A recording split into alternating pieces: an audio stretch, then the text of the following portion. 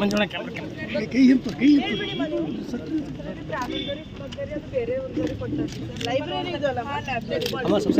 ಕರ್ನಾಟಕ ಕೊಳಗೇರಿ ಅಭಿವೃದ್ಧಿ ಮಂಡಳಿ ಡಬಲಿ ಕೈಮಂತ ಸರ್ 12 ವರ್ಷದಿಂದ ಇವ್ರ ಮನೆಗಳು ರಾಯಚೂರು ಆಗಿರೋ ಚಿಂಚೋಳಿ ಕಲಬುರಗಿ ಎಲ್ಲ ನಗರದಲ್ಲಿ ಅರ್ಧ ಮನೆ ಮಾಡಿ ಬಿಲ್ ಎತ್ಕೊಂಡ್ಗಿಸಿ ಎಲ್ಲ ಬಡ ಜನಕ್ಕೆ ಹೊರಗಾಟ ಮಾಡ್ತಾಯಿದ್ದಾರೆ ಹೋಟ್ಲಲ್ಲಿ ಅವ್ರಿಗೆ ಸಾಲ ಸಮಧ ಮಾಡಿ ಏನು ಊರು ಹೋಗೋಂಥ ಪರಿಸ್ಥಿತಿ ಬಂದಿದೆ ಡಬಲಿ. ನಾನು ಆಲ್ರೆಡಿ ಕರ್ನಾಟಕ ಕೊಳಗೇರಿ ಅಭಿವೃದ್ಧಿ ಮಂಡಳಿಯವರು ಡಬಲಿ ಅಂತ ಇಲ್ಲಿಂದ 20 ವರ್ಷದಿಂದ ಇಲ್ಲೇ ಸೇವೆ ಸಲ್ಲಿಸ್ತಾ ಇದ್ದಾರೆ. ಇಲ್ಲೇ ಒಂದಲ್ಲಿ 25 ವರ್ಷದಿಂದ ಸೇವೆ ಸಲ್ಲಿಸ್ತಾ ಇದ್ದಾರೆ ಸರ್.